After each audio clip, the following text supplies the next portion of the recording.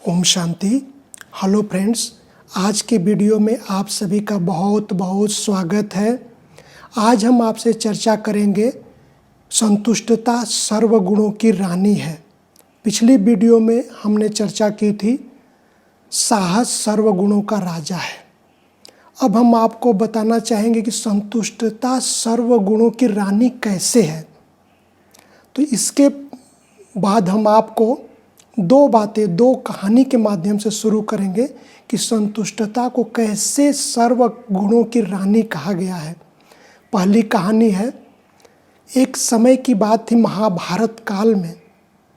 राजा द्रुपद अपनी पुत्री की शादी करने के लिए एक लक्ष्य रखा कि कोई योग्य व्यक्ति से शादी करेंगे। तो एक लक्ष्य रखा कि ऊपर घूमती हुई मछली, पानी में घूमती हुई मछली के आँख में तीर चलाने का, जो तीर चलाएगा उसी से अपनी पुत्री द्रौपदी की शादी करेंगे। तो राजा द्रुपद ने सभी राजाओं को बुलाया, जो भी उस समय के राजाएं थे सब आए महल में। सबने उठाकर तीर चलाने की धनुष बाण उठाया, तीर चलाया, लेकिन नहीं मार पाए। अंत में अर्जुन आए। अर्जुन ने निशाना लिया और घूमती हुई मछली के आँख में तीर चला दी। निशाना लगा, सभी देखा। अंत में द्रौपदी ने अर्जुन को वरमाला पहनाया। सभी राजाएं देखकर संतुष्ट हो गए कि योग्य वर द्रुपद को मिला। उनका भाई जयद्रथ वो भी खुश हो गया, संतुष्ट हो गया। जितने भी राजाएं थे, प्रजा, दास दासी सब संतुष्ट हो गए कि देखो द्रौपदी रानी बनी। तो इस कहानी से प्रेरणा मिली कि संतुष्टता, सब संतुष्ट हो गए। संतुष्टता सर्वगुणों की रानी है। अब दूसरी कहानी आपके सामने बताएंगे रामायण का समय। इस काल में एक राजा ने सोचा कि अपनी पुत्री का विवाह, सीता का विवाह योग्य व्यक्ति से करेंगे। उन्होंने भी एक लक्ष्य रखा, एक शिव का धनुष रखा और जितने भी राजाएं थे सबको बुलाया। सबने आकर के धनुष को उठाने की कोशिश की, धनुष नहीं उठी। किसी से धनुष उठी तो धनुष को तोड़ नहीं सका, क्योंकि लक्ष्य रखा था कि जो भी धनुष को उठाएगा, जो भी तोड़ेगा, उसी से सीता की शादी होगी। जब कोई नहीं तोड़ पाया तो राम ने आया और राम ने धनुष को उठाया और तोड़ दिया। सब देख करके सब राजाएं संतुष्ट हो गए। सीता ने राम को वरमाला डाला, सीता रानी बनी। राजा राम को देखकर सब संतुष्ट हो गए, सब खुश हो गए कि देखो ये संतुष्टता सर्वगुणों की रानी है। राजा, प्रजा, दास दासी सब संतुष्ट हो गए। इससे प्रेरणा मिली कि संतुष्टता सर्वगुणों की रानी है। अब संतुष्टता के लिए 3 बातें आती हैं। 3 बातें कौन सी? नंबर 1, स्वयं से संतुष्ट। स्वयं से जो संतुष्ट होता है तब कहते हैं कि इनके अंदर संतुष्टता है। तो स्वयं से संतुष्ट का मतलब है अपनी विशेषताओं से, अपनी योग्यताओं से संतुष्ट हैं। जो भी आपके पास कलाएं हैं उससे संतुष्ट हैं। और परमात्मा ने ये भी बात बता दिया है, स्वयं से संतुष्टता के लिए नियम, कौन सी विधि है? श्रीमत, ईश्वरीय नियम, जो श्रीमत हम सबको मिलती है, श्रीमत का पालन करते हैं तो स्वयं से संतुष्ट होते हैं। जो स्वयं से संतुष्ट हैं उनसे सारा संसार संतुष्ट रहता है। जो स्वयं से संतुष्ट हैं उनसे पूरा प्रकृति भी संतुष्ट होती है। जो स्वयं से संतुष्ट होता है उनसे पूरा परिवार भी संतुष्ट होता है। तो संतुष्टता स्वयं की हर एक को अपने अंदर लानी चाहिए। दूसरी संतुष्टता है, हमसे दूसरे संतुष्ट हैं। हमसे कौन संतुष्ट होगा? तब जब हमारे अंदर 2 बातें होगी।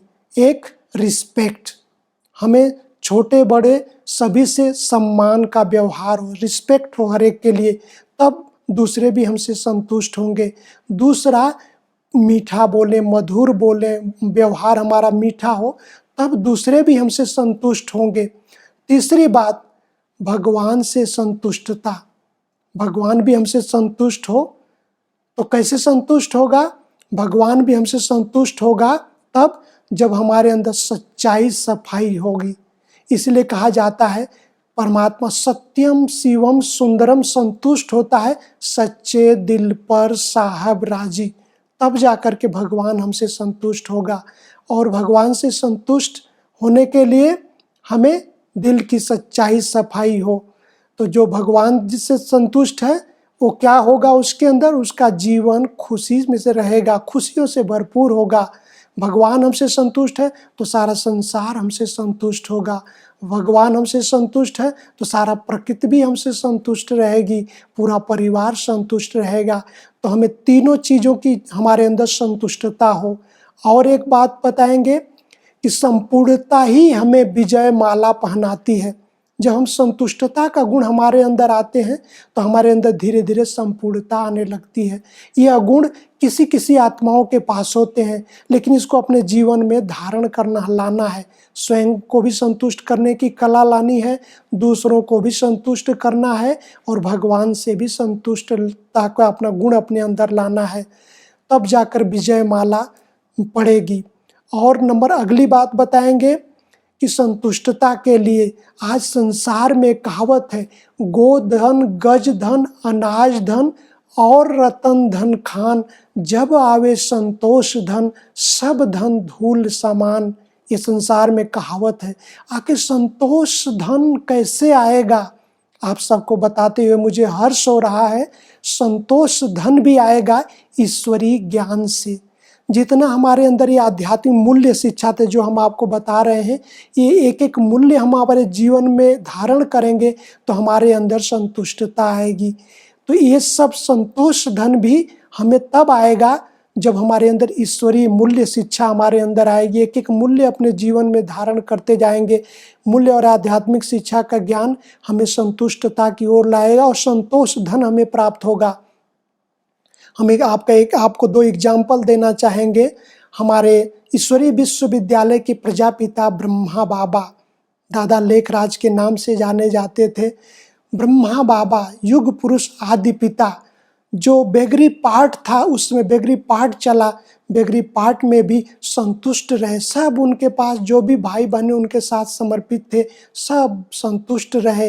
ये संतुष्टता का गुण ने उनको महान बनाया, ये गुणों का राजा बनाया। सभी लोग उनको दिल से याद करते हैं।